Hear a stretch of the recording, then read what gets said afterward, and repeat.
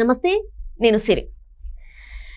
YS Vivekananda Reddy హత్య జరిగి 5 ఏళ్లు గడిచిపోయినా కూడా ఇంతవరకు అందులో నిందితులు ఎవరనేది తెలియలేదు. అయితే భాస్కర్ రెడ్డి గారు అయితే జైల్లో ఉన్నారు. తనకి తెలంగాణ కోర్టు అయితే బెయిల్ మంజూరు చేసింది. దీంతో సిబిఐ మాత్రం ఆ బెయిల్ని రద్దు చేయాలని సుప్రీంకోర్టుని ఆశ్రయించగా సుప్రీంకోర్టు అయితే ఇప్పుడు భాస్కర్ రెడ్డికి నోటీసులు జారీ చేసింది. దీని మీద మరింత విషయాన్ని మనకి అందజేయడానికి మనతో పాటు ఉన్నారు ప్రముఖ రాజకీయ విశ్లేషకులు కేవీవి ప్రసాద్ గారు. నమస్కారం సార్. నమస్తే అమ్మా. సరే, ఇప్పుడు చూస్తుంటే హైకోర్టు భాస్కర్ రెడ్డి గారికి అయితే మరి నోటీసులు జారీ చేసింది. దీన్ని మనం ఎలా చూడాలంటారు సార్? సో ఒకటమ్మా, ఇప్పుడు ఇది 5 ఏళ్ళు అవుతుందమ్మా, ఇంతవరకు అజాపజా లేదు. అంటే 5 ఏళ్ళ నుంచి కూడా పాపం డాక్టర్ సునీతారెడ్డి గారు, ఆవిడ భర్త, అలాగే షర్మిల గారు, వీళ్ళందరూ కూడా చాలా అవిశ్రాంతమైన పోరాటం చేస్తూనే ఉన్నారు. న్యాయం చేయమని, నిందితులు ఎవరు ఉన్నారో వాళ్ళకి శిక్షించేలా పడమని చెబుతున్నారు. అయినా సరే ఎక్కడ కూడా ఈ విషయంలో హత్య జరిగిన తర్వాత రకరకాల కథనాలు మనం చూసాం.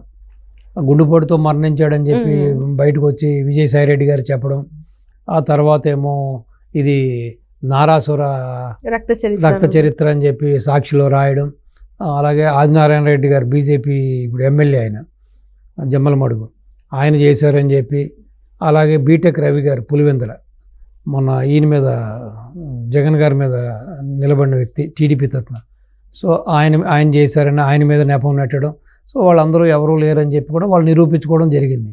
సో అంటే ఇప్పుడు సాక్షులు చెప్పినా నిందితులు చెప్పినా కూడా ఒకటేనమ్మా, ఇది కేవలం ఆయన ఆ ఎంపీ టికెట్ కోసం జరిగిన హత్య.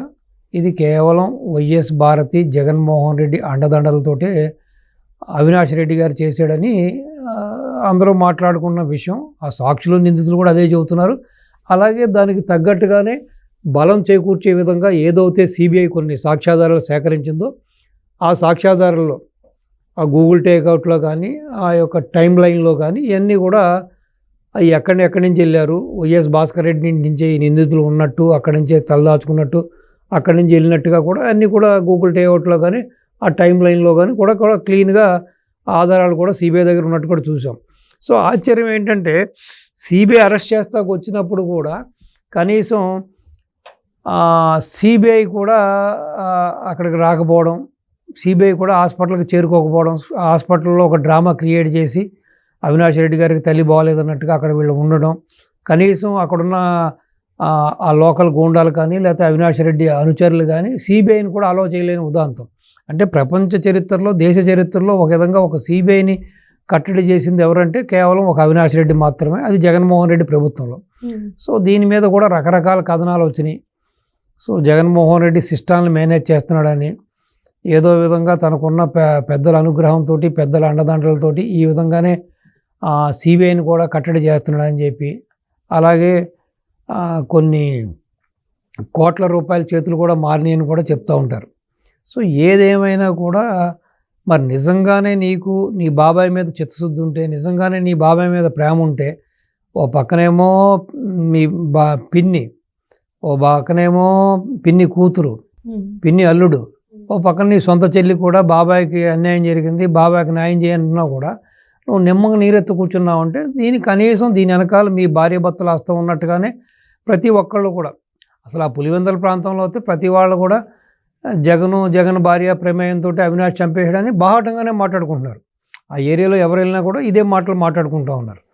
సో దీన్ని బట్టి 5 ఏళ్ళు ముఖ్యమంత్రిగా ఉన్న వ్యక్తి యొక్క సొంత బాబాయ్ చనిపోతే ఇది మ్యాక్సిమం ఇది లేదా 4-5 రోజులు లేకపోతే వారం రోజుల్లో దీంట్లో అసలు కల్ప్రిట్స్ ఎవరు, దీంట్లో నిందితులు ఎవరు అన్నది మనం బోన్లో నిలబెట్టే అధికారం, అంత విశేషమైన అధికారం ఉన్న సీఎంగా ఉండి కూడా ఆ వ్యక్తి చేయలేకపోయాడంటే, సో దీన్ని బట్టి ఇంత చిన్నపిల్లవాడికి కూడా అర్థమయ్యేది ఏంటంటే దీని వెనకాల వీళ్ళ హస్తమే ఉందన్నది ప్రస్ఫుటంగా అర్థమవుతుంది. ఎందుకు వాళ్ళని కాపాడాలనుకుంటున్నారు సార్? అంటే ఇప్పుడు వివేక్ అంటే హత్య చేసింది కూడా అంటే జగన్మోహన్ రెడ్డి గారు ఏదైతే ఉందో తన పదవి కాపాడుకోవడానికా, లేకపోతే అవినాష్ రెడ్డికి ఆ ఎంపీ టికెట్ కోసమా, ఏదైనా ఉంటే ఇప్పుడు ఆయన అడిగిన ఆయన తప్పుకునేవారు కదా, హత్య చేయాల్సినంత అవసరం ఏమొచ్చింది? అంటే ఒకటమ్మా, దాన్ని రకరకాలుగా వాడుకున్నారు కదా. ఒకటి రాజకీయ లబ్ధికి అయితే ఉపయోగపడింది అది. బాబాయ్ హత్య పేరు చెప్పి ఇప్పుడు కోడికత్తి పెద్దగా రాణించలేదు, మన గులకరాయి కూడా పెద్దగా రాణించలేదు, కానీ బాబాయ్ హత్యతోటి చాలామంది నమ్మారు అప్పట్లో. దానివల్ల కొంచెం లబ్ధి పొందాడు, రాజకీయంగా లబ్ధి పొందాడు. అలాగే ఎవరైతే ఇప్పుడు అవినాష్ రెడ్డి భార్యకి తనకి బాగా ఆప్తుడు కావాల్సిన వాడు, సో కాబట్టి ఈ విధంగా మరి తనకి అవకాశం కల్పించడం కోసం బాబాయ్ అడ్డుపడుతున్నాడు కాబట్టి ఆ విధంగా బాబాయినే పూర్తిగా అడ్డు తొలగించుకోవడానికి ప్రాణాలే తీసేశారంటే వీళ్ళు ఎటువంటి దుర్మార్గులో మనం అర్థం చేసుకోవాలి. రెండోది, ఈ రోజున భాస్కర్ రెడ్డి గారిని తర్వాత కస్టడీకి తీసుకోవడం జరిగింది. కస్టడీలో ఉండగానే వారు హైకోర్టులో వారికి బెయిల్ కూడా లభించింది. ఇప్పుడు మళ్ళీ సిబిఐ ఏం చేసింది, సుప్రీంకోర్టుకి వెళ్ళి అక్కడ ఫిల్ వేసింది ఈ యొక్క దీన్ని రద్దు చేయవలసిందిగా ఈ బెయిల్ని.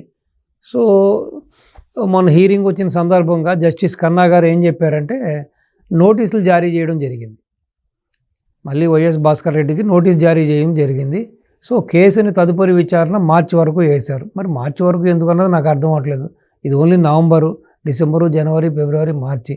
సో ఈ విధంగా ఇంత 3 months ఉంది. ఇంత లాంగ్ డ్యూరేషన్ ఎందుకు వేస్తున్నారో తెలియదు. ఇప్పటికే చాలా కాలాతీతం అయింది. ఇప్పటికే ఎంతోమంది ఆశగా ఎదురు చూస్తున్నారు. వివేకానంద రెడ్డి అనుచరులు కానీ, వివేకానంద రెడ్డి అభిమానులు కానీ, అలాగే వాళ్ళ కుటుంబ సభ్యులు కూడా ఏదో నిందితులకు శిక్ష పడద్దనో, నిందితులకి వాళ్ళకి న్యాయం జరుగుతుందని కూడా వాళ్ళు ఎదురు చూస్తున్నారు. మరి ఇటువంటి తరంలో మళ్ళీ ఇంత లాంగ్ టర్మ్ వేయడంలో ఆంతర్యం ఏంటో తెలియట్లేదు. ఏదేమైనా సరే జగన్మోహన్ రెడ్డి చట్టాలని చుట్టాలుగా మార్చుకుని సిస్టమ్స్ని మేనేజ్ చేస్తున్నాడు అన్నది ప్రస్ఫుటంగా మనకు కనబడుతుంది. ఇది బ్రహ్మ విద్య కాదు, ప్రతి ఒక్కడికి సామాన్యుడికి కూడా అర్థమవుతుంది ఇది. సో కేవలం తనకున్న అధికారం తోటి 5 ఏళ్ళు ఎలా కాపాడుకుంటూ వచ్చాడు, ఈ రోజున తన దగ్గర ఉన్న అపరితమైన డబ్బుతోటి ఈ సిస్టమ్స్ని కంట్రోల్ చేస్తున్నాడని చెప్పి ప్రతి వాళ్ళు, సొంత పార్టీ వాళ్ళే బయట చెప్పుకుంటున్నా ఉన్నారు, వాళ్ళ కుటుంబ సభ్యులు కూడా చెబుతున్నారు. దీంట్లో ఎటువంటి సందేహం లేదు. సో ఏదేమైనా ఇది న్యాయం చేకూరుతుందా లేదా, వైఎస్ వివేకానంద రెడ్డికి ఆత్మకి పూర్తిగా శాంతి కలగాలంటే ఆ నిందితులు ఎవరెవరైతే దీని వెనకాల ఉన్నారో వాళ్ళందరూ కూడా శిక్షింపబడాలి. సో మరి ఆ దిశగా ఈ ఉమ్మడి ప్రభుత్వం కూడా కొంచెం యాక్షన్ తీసుకోవాలి. వాళ్ళ కుటుంబ సభ్యుల రోదన అరణరోదనగా మారిపోయింది. సో వాళ్ళకి న్యాయం జరిగే విధంగా ఈ ప్రస్తుత పాలక ప్రభుత్వం కూడా త్వరితగతిన ఈ కేసులను విచారించి, అలాగే కోర్టులు కూడా త్వరితగతిన విచారించి న్యాయం చేయాలని, అసలైన నిందితుల్ని ఆ కట్టడాలకు పంపించాలని, సో ఆ విధంగా చర్యలు తీసుకోవాలని చెప్పి మీ ద్వారా గౌరవ ముఖ్యమంత్రి గారికి, గౌరవ హోమ్ మినిస్టర్ గారికి, అలాగే సంబంధిత సుప్రీంకోర్టు అయినా, హైకోర్టు అయినా, లోకల్ కోర్టులైనా వాళ్ళకు కూడా నా విజ్ఞప్తి విన్నపం. అంటే ఇక్కడ చూస్తున్నట్టయితే సార్, ఇప్పుడు ఒకవేళ విచారణ జరిగితే దీని వెనకాల ఇప్పుడు భాస్కర్ రెడ్డి గారి పేరు వినపడింది మనకంటే, అక్కడ కూడా ఏంటంటే గూగుల్ టేక్ ఓవర్ ఆ టైంలో ఇవన్నీ తీసుకోవడం వల్ల వీళ్ళు అని చెప్పేసి అయితే వచ్చేసింది. ఇప్పుడు ఒకవేళ గట్టి విచారణ చేస్తే దీని వెనకాల ఉన్నది అవినాష్ రెడ్డిని అరెస్ట్ చేస్తే దాని వెనకాల ఉంది ఒకవేళ జగన్మోహన్ రెడ్డి గారు అని తెలిస్తే పరిస్థితి ఏంటంటారు? అసలు ఎట్లాంటి మలుపులు తిరగబోతుందంటారు? మరి డెఫినెట్గా అమ్మ ఉందని తెలిస్తే ఒకటి ఇంకా పూర్తిగా రాజకీయాలకు దూరం అయిపోతాడు అతను. డెఫినెట్గా యాక్షన్ తీసుకుంటారు. ఆ సెక్షన్స్ ప్రకారం జైల్లో పెడతారు. ఇదని కాదు, ఒక పక్కనేమో FBI కేసు, అక్కడ అమెరికాలో ఏదో కేసు, ఆ solar scam case, plus already CBI ED కేసులు చాలా ఉన్నాయి అతని మీద.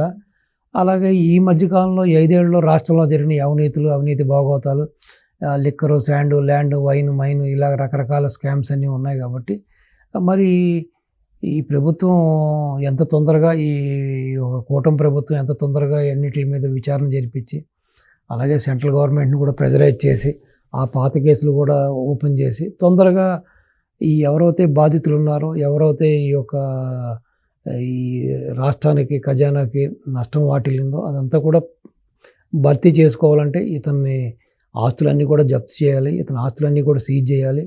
అది బ్యాంక్ అకౌంట్స్ అవనండి, లేకపోతే ల్యాండ్ బ్యాంక్ అవనండి, బిల్డింగ్లు, విల్లాలు, ఫామ్ హౌస్లు, ఈ యొక్క విలాసమైన భవంతులు, ఏదైనా సరే మొత్తం అంతా కూడా చేసుకోవాలి. చేసుకుంటే కానీ ఇంకొకసారి భావితరాలకి ఇటువంటి తప్పులు జరగకుండా ఉంటుంది. రెండోది ఏంటంటే 2004లో తింటాకి తిండి లేకుండా ఉన్న ఇంటిని అమ్ముకున్న ఫ్యామిలీకి మరి ఒక్కసారిగా ఈ అద్దులు లేని అపరితమైన ఈ ఆస్తులు, అంతస్తులు, ఈ బ్యాంక్ బ్యాలెన్సు, ఇన్ని జగతి పబ్లికేషన్స్ అని, ఈ పవర్ ప్రాజెక్ట్స్ అని, ఈ పేపర్ అని, టీవీ అని, ఈ రియల్ ఎస్టేట్ అని, ఈ కన్స్ట్రక్షన్ అని చెప్పి ఈ యొక్క విలాసమైన భవంతులు, ఈ యొక్క ప్యాలెస్లు మరి ఎక్కడి నుంచి వచ్చినాయి ఒక్కసారి ఆలోచించండి. ఇప్పుడు వ్యాపారం ప్రతి వాళ్ళు మీరు చేస్తున్నారు, మేము చేస్తున్నాం, ఎంత ఉంటుంది? లిమిటెడ్ ఏదో 5% ప్రాఫిట్ ఉంటుంది, లేకపోతే 10% ప్రాఫిట్ ఉంటుంది. కాబట్టి సో జీవితాంతం కష్టపడితే కూడా కొంతమంది కోటి రూపాయలు సంపాదించడం గగనం అవుతున్న ఈ రోజుల్లో మరి ఒక్కసారిగా ఇన్ని లక్షల కోట్లు ఎక్కడి నుంచి వచ్చినాయి? పోనీ ఏమన్నా తాత ముత్తాతల టైం నుంచి వీళ్ళు ఏమన్నా టాటా బిర్లాలు లాంటి వాళ్ళ, లేకపోతే అంబానీలు అదానీలు లాంటి వాళ్ళ, లేకపోతే గోద్రేజ్ లాంటి వాళ్ళ, లేకపోతే మహీంద్రా కంపెనీ లాంటి వాళ్ళ? ఏమి మాత్రం చరిత్ర లేదు. దారి దొంగలు, ఎవడు జోబు పడితే వాడు జోబు కట్ చేసుకోవడం, ఎవడిని పడితే అడ్డు వచ్చిన వాడిని చంపుకోవడం, రాజకీయాన్ని అడ్డం పెట్టుకుని చేసిన హత్యల నుంచి, చేసిన దుర్మార్గాలు, భూ కబ్జాల నుంచి కాపాడుకోవడం రాజకీయం అనేది ఆ రోజున వాళ్ళకు వేసుకున్న ముసుగది. వాళ్ళని కాపాడుకోవడం కోసం జైలుకి వెళ్లకుండా, లేకపోతే కోర్టుల చుట్టూ తిరగకుండా. సో మరి ఎక్కడి నుంచి వచ్చింది ఈ సంపదన? ప్రజలు కూడా ఆలోచించాలి. ఇటువంటి వ్యక్తులనే మనం ఆరాధిస్తున్నాం, ఇటువంటి వ్యక్తులనే మనం ఆదరిస్తున్నాం, ఇటువంటి వ్యక్తులనే అభిమానిస్తున్నాం, ఇటువంటి వ్యక్తులుగా మనం ఓట్లు వేస్తాం అన్నది ప్రజలు కూడా వాళ్ళు ఆత్మపరిశీలన చేసుకోవాలి. ఈ 5 ఏళ్ళలో చూసిన డ్యామేజ్ కానీ, 5 ఏళ్ళలో జరిగిన నష్టాలు కానీ, ప్రజలు పడ్డ కన్నీళ్ళు కానీ, వాళ్ళు ఇవన్నీ కూడా ప్రజలు బ్యారేజ్ చేసుకోవాలి. ఇప్పుడు ప్రస్తుతం ఉన్న ప్రభుత్వానికి ఆ ప్రభుత్వానికి ఉన్న తేడాను కూడా గమనించాలి. చంద్రబాబు నాయుడు గారి వ్యక్తిత్వం ఎలా ఉంది, అతని వ్యక్తిత్వం ఎలా ఉంది, చంద్రబాబు నాయుడు గారు ఎలా చేశారు డెవలప్మెంట్, అతను ఎలా దోచుకున్నాడు, అన్నీ కూడా బేరీ చేసుకుని ఇటువంటి వాళ్ళని పూర్తిగా రాజకీయంగా సమాధి చేయవలసిన బాధ్యత ఓటు అనే ఆయుధంతో ప్రజలు వీళ్ళని పక్కన పెట్టవలసిన ఒక గురుతర బాధ్యత ప్రజలకు ఉంది. ఇప్పటికైనా ప్రజలు మారాలి. ఏదో అగ్గిలు ఇచ్చాడు, ఆలింగనాలు ఇచ్చాడు, ముద్దులు పెట్టాడని చెప్పి రాజశేఖర రెడ్డి బిడ్డని ఓట్లు వేస్తే ఈ విధంగా మొత్తం ఓటేసిన పాపానికి ఓటేసిన ప్రతివాడికి ఒళ్ళంతా బబ్బలు తెప్పించాడు.